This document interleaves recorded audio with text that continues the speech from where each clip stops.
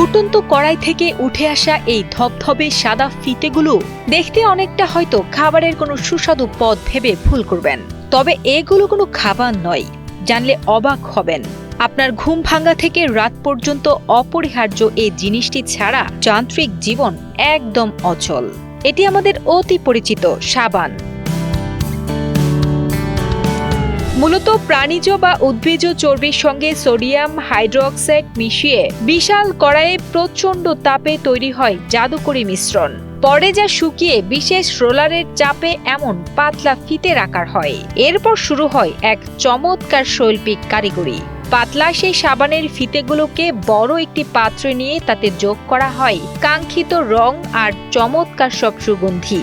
পরে ভারী মেশিনের সাহায্যে এগুলোকে পিষে একটি মসৃণ মণ্ডে পরিণত করা হয়। এই মণ্ডটি যখন প্রচণ্ড চাপে একটি বিশেষ ছাঁচের ভেতর দিয়ে বেরিয়ে আসে, তখনই এটি পায় দীর্ঘ একটি দণ্ড বা বারের রূপ।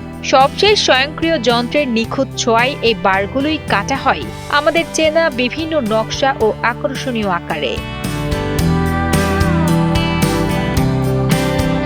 বিশ্বজুড়ে আকাশ ছোঁয়া চাহিদা থাকায় বর্তমানে বাজারে মান ও ব্র্যান্ড ভেদে এক একটি সাবানের দাম 10 টাকা থেকে শুরু করে কয়েক হাজার টাকা পর্যন্ত হতে পারে।